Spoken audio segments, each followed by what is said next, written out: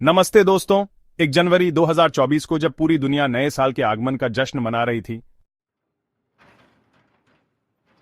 Japan में एक भयंकर 7.6 तीव्रता का भूकंप आया। पश्चिमी जापान में 7.6 तीव्रता वाले भूकंप के बाद तबाही के मंजर सामने आ रहे हैं, जिसमें दर्जनों लोगों की मौत हो गई। यह भूकंप अकेला नहीं था। इसके बाद कई छोटे बड़े भूकंप के झटके आए। कुल मिलाकर सिर्फ एक दिन में 155 से ज्यादा भूकंप आए। इस वजह से जापान के पश्चिमी तट पर लगभग 1 मीटर ऊंची समुद्री लहरें आईं।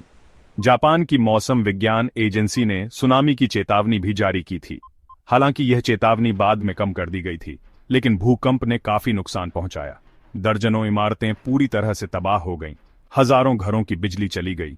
कुछ जगहों पर आग लग गई। और दूसरे जनवरी तक 2 बड़े सवाल उठते हैं। पहला, जापान में इतने भूकंप और सुनामी क्यों आते हैं? दूसरा, जापान इन आपदाओं से कैसे निपटता है? क्योंकि अगर इतनी ही तेजी का भूकंप किसी और देश में आया होता तो शायद हजारों लोग अपनी जान गंवा बैठते।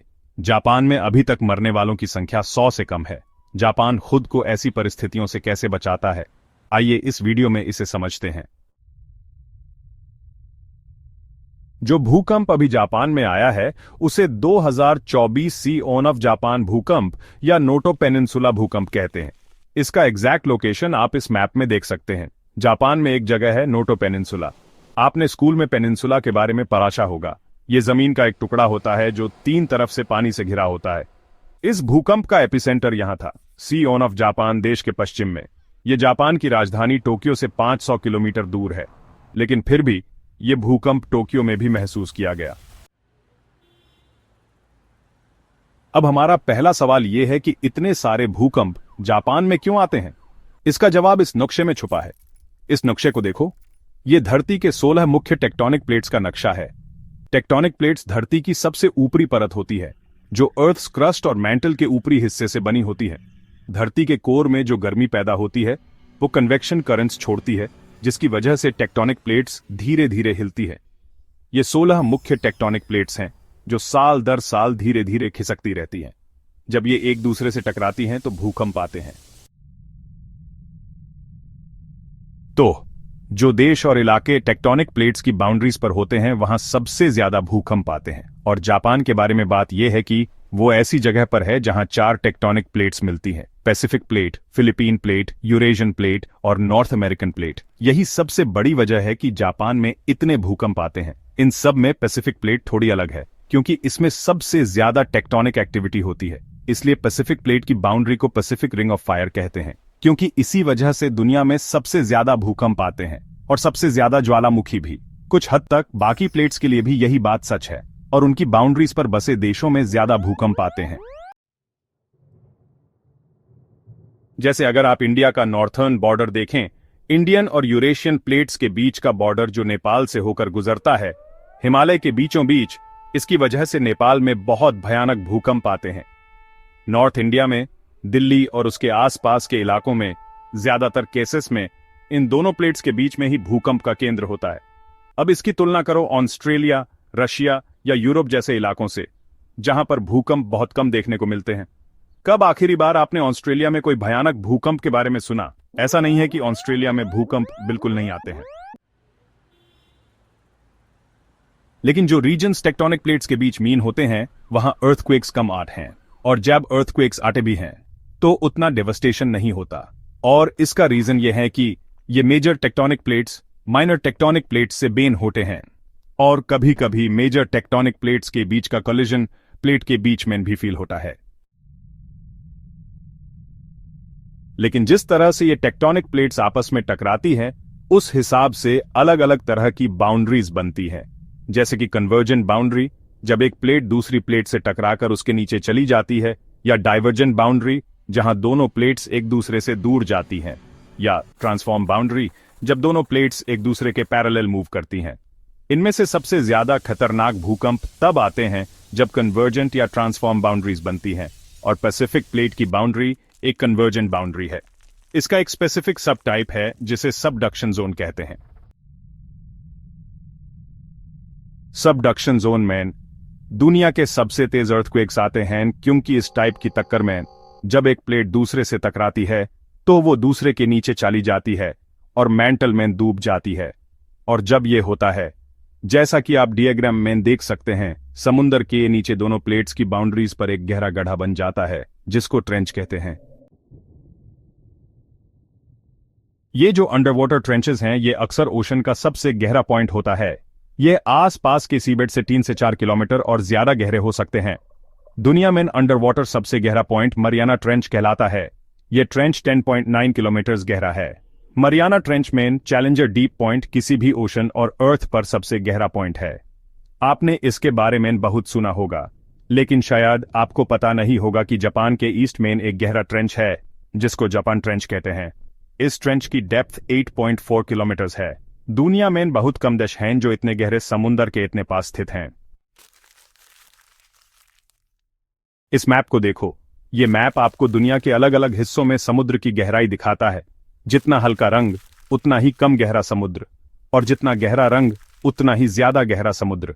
ज्यादातर देशों के आसपास देखो, Indian coast lines, African coast lines, South American coast lines, ये हल्के रंग में दिखाए गए हैं। लेकिन जूम इन करके जापान को देखो। जापान के दाईं तरफ एक बहुत बड़ा गहरे रंग का एरिया है।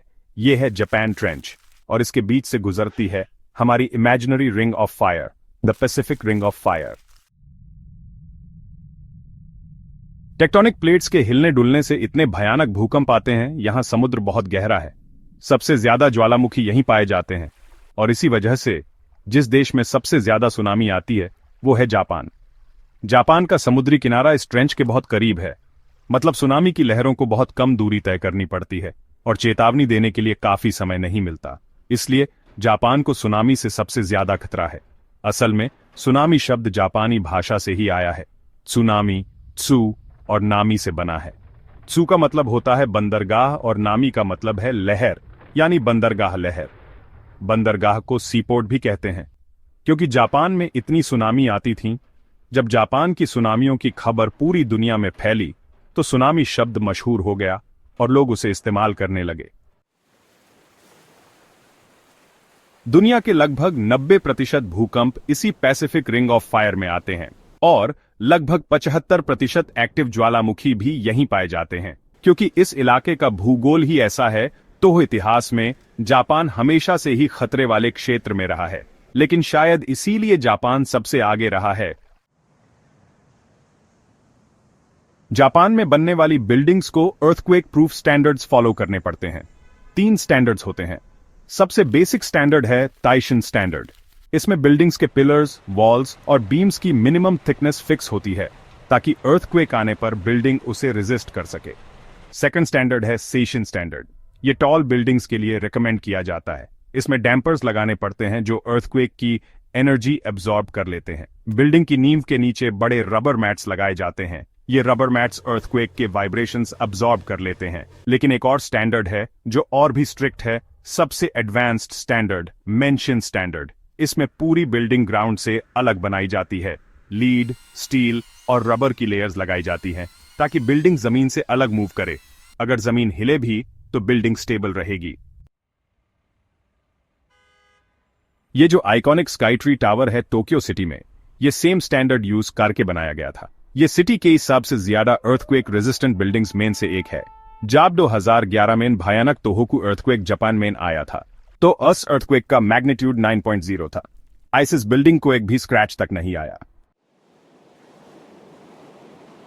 दूसरी तरफ जापान ने सुनामी से बचने के लिए कई तरीके अपनाए हैं। हालांकि ये उतने सक्सेसफुल नहीं रहे जितने अर्थक्वेक से बचने वाले। उन्होंने सुनामी कंट्रोल्ड फॉरेस्ट बनाए हैं। सुनामी की ताकत रोकने के लिए बहुत सारे पेड़ लगाए हैं। उन्होंने कोस्टल डाइक्स बनाए हैं जो ऐसे दिखते हैं। ये पत्थरों से बने लंबे स्ट्रक्चर्स हैं। ये डाइक्स बनाने में बहुत महंगे होते हैं, लेकिन ये सुनामी के एसार को कम कर सकते हैं। इनके अलावा सुनामी इवैक्यूएशन टावर्स उन जगहों पर बनाए जाते हैं जहां सुनामी का खतरा ज्यादा होता है और पॉपुलेशन भी ज्यादा होती है। क्योंकि लोगों को भागने के लिए ज्यादा टाइम नहीं मिलता, इसलिए उन्हें इन ऊंचे टावर्स में शेल्टर लेने को कहा जाता है ताकि सुनामी से बच सकें। उन्होंने अपने वार्निंग सिस्टम्स को और बेहतर किया है। इवैक्यूएशन ड्रिल्स रेगुलरली होते रहते हैं ताकि लोकल लॉग समझ सकें कि सुनामी आने पर क्या करना है और रेस्क्यू ऑपरेशंस की तैयारी कैसे करनी है। और अंत में उन्होंने समुद्र के पास दीवारें बनाई हैं, सी वॉल्स। जापान का कोस्ट लाइन 22,000 मील लंबा है, जिसमें से 40% इन कंक्रीट सी वॉल्स से घिरा हुआ है। लेकिन अफसोस की बात यह है कि ये वॉल्स हमेशा कामयाब नहीं होते, जैसा कि 2011 में हुआ था। ये वीडियो देखो। ये भूकंप जिसने सुनामी को जन्म दिया, जापान के इतिहास का सबसे जबरदस्त भूकंप था। इस सुनामी ने फुकुशिमा न्यूक्लियर डिजास्टर भी किया। न्यूक्लियर रिएक्टर्स को नुकसान पहुंचा, जिससे रेडिएशन लीक हुआ जो पूरे पैसिफिक ओशन में फैल गया। ये भूकंप जिसने सुनामी को जन्म दिया, जापान के इतिहास का सबसे जबरदस्त भूकंप था। इस सुनामी ने फुकुशिमा न्यूक्लियर डिजास्टर भी करवाया। न्यूक्लियर रिएक्टर्स को नुकसान पहुंचा, जिससे रेडिएशन लीक हुआ जो पूरे पैसिफिक ओशन में फैल गया। 2011 का भूकंप और सुनामी जापान के इतिहास में सबसे ज्यादा विनाशकारी था। लगभग 20,000 लोग इसमें अपनी जान गंवा बैठे। इसके बाद उनकी सरकार ने अपने स्टैंडर्ड्स और सख्त कर दिए।